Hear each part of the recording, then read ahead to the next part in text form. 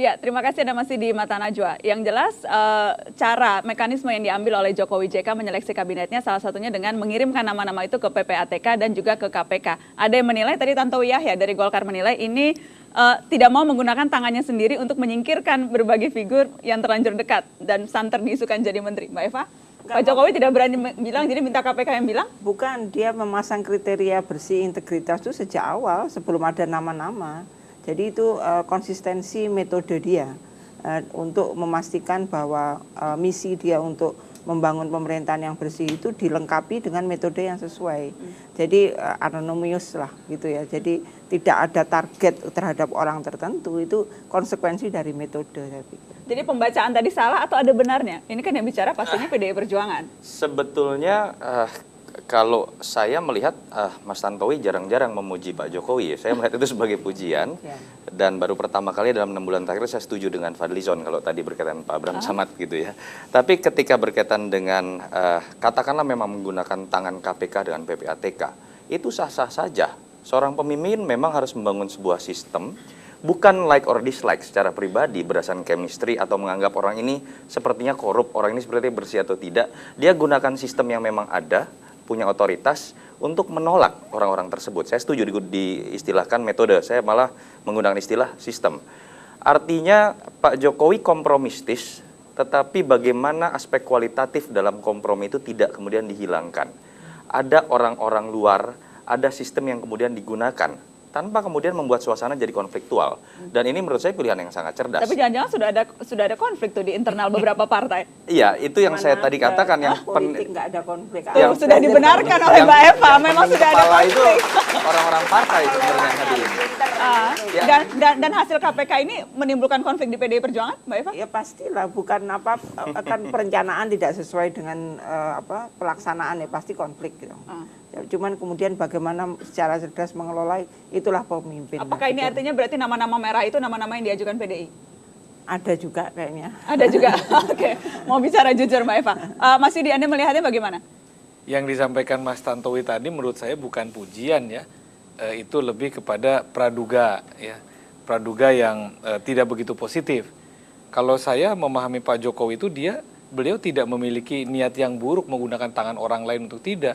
Benar yang disampaikan Mbak Eva atau Mas Yunarto tadi, ini metode dan sistem yang sudah menjadi komitmen dari Pak Jokowi di awal sebelum nama-nama itu ada, bahwa integritas, terus kemudian komitmen bersih, terus komitmen pemberantasan korupsi sudah merupakan janji kampanye kepada publik dan ditangkap oleh publik yang pada saat ini menanyakan mana bentuknya dalam proses kabinet ini. Nah, Pak Jokowi jadi akan sendiri, kebetulan saja kalau misalnya ada nama-nama yang sesungguhnya tidak diinginkan dalam kabinet itu dan kebetulan cocok dengan list KPK.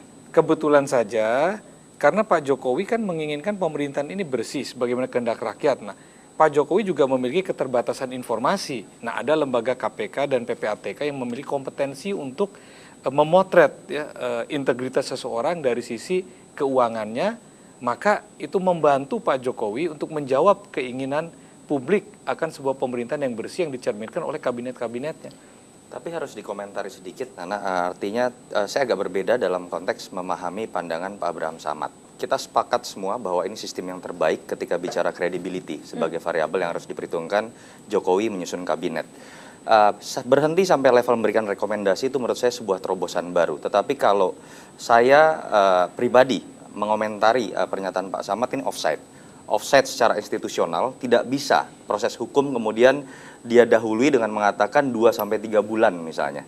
Dalam proses penegakan hukum di institusi manapun tidak boleh dilakukan. Penegasan seperti itu. Yang kedua, kemudian yang terjemahannya hak prerogatif menjadi seolah-olah berpindah. Yang kedua, ini juga ya offside secara tata negara. Tidak boleh ada komentar kalau kuning dan merah itu kemudian tidak boleh menjadi menteri. Apalagi kemudian dikaitkan dengan kredibilitas, lipstik politik dari pemerintahan Jokowi JK, yang bicara adalah ketua lembaga tinggi negara. Sehingga kemudian menurut saya berhenti sampai level input. Layaknya Pak Jokowi sudah membuka input ini sedemikian banyak termasuk para relawan, tetapi proses output tidak boleh diintervensi oleh siapapun, termasuk KPK sekalipun. Jadi saya kira yang problem itu dipublikasikannya. Kalau proses dari pencarian integritas itu atau pengujian integritas dan kredibilitas itu fine. ya itu adalah institusi yang memiliki kredibilitas, memiliki kompetensi untuk menilai. Tetapi ketika kemudian itu dipublikasikan ya dengan bahasa merah, dengan bahasa kuning tua, dengan Tanpa bahasa menyebutkan kuning nama loh muda, sebetulnya. meskipun tanpa menyebut nama, tetapi itu bukan pada tempatnya. Karena input itu kan dibutuhkan oleh presiden. Usernya adalah presiden. Yang akan memberikan rapot para menteri adalah presiden. Tapi tadi pun pada saat konferensi pers bahkan Presiden Jokowi yang spesifik bilang ada 8 nama yang oleh KPK disebut tidak pantas, tidak layak menjadi menteri. Itu Jadi Pak Jokowi sendiri yang membuka. Memang karena sudah terbuka sebelumnya.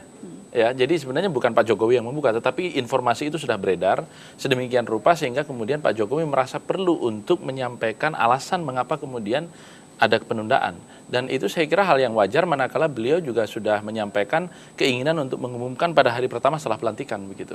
Dan keinginan untuk melantik hari kedua setelah pelantikan itu disampaikan kepada partai-partai termasuk pada P3 ya.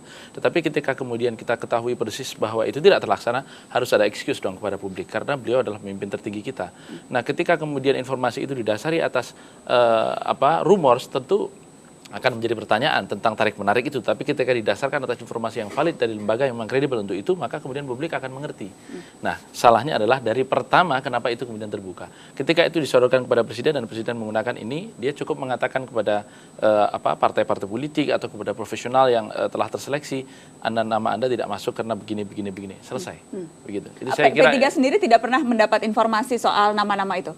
sama sekali tidak. Sama sekali tidak. Jadi lagi-lagi ini memang adalah kemudian rumor yang berkembang atau paling tidak investigasi yang dilakukan oleh media sendiri. Ya. Saya sedikit mengomentari. Setelah break, Mas Yudi, boleh kita break dulu. Setelah pariwara, Mata Najwa masih akan kembali.